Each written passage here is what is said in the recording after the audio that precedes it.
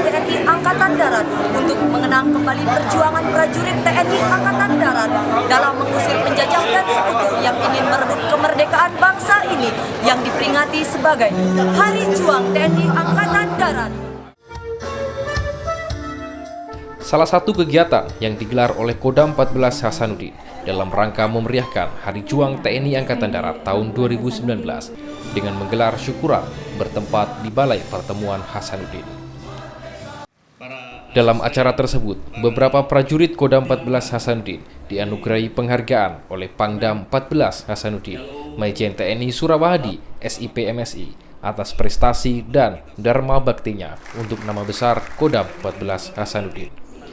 Penghargaan tersebut diantaranya diserahkan kepada prajurit yang akan memasuki purna tugas, prajurit berprestasi, serta aparat komando kewilayahan yang diterimakan kepada Kopda Joni, Babinsa di Kodim 1424 Sinjai, yang dalam kesehariannya menjadi tenaga pengajar di sekolah terpencil. Pangdam juga menyerahkan penghargaan kepada pemerintah daerah dan komponen masyarakat yang berkontribusi besar dalam mendukung kelancaran tugas Kodam 14 Hasanuddin yang diberikan kepada Bupati Goa dan Regional CEO PT Bank Mandiri wilayah Sulawesi. Yang berwarna kuning dan berbentuk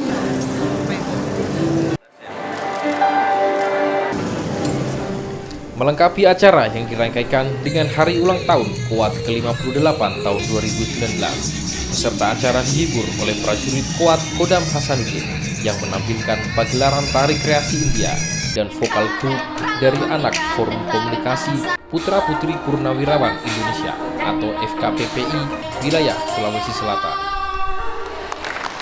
Jadi ini adalah momen kita untuk mengenang sejarah baik itu Angkatan Darat sendiri maupun Koat, dengan harapan kita tetap tumbuh nasionalisme, militansi, supaya bisa seperti pejuang yang tidak pernah berharap sesuatu. Kita ingin bisa meneladani dan kita juga bisa berbuat lebih banyak untuk negeri ini dan khususnya TNI AD dan Kodam 14 Hasanuddin.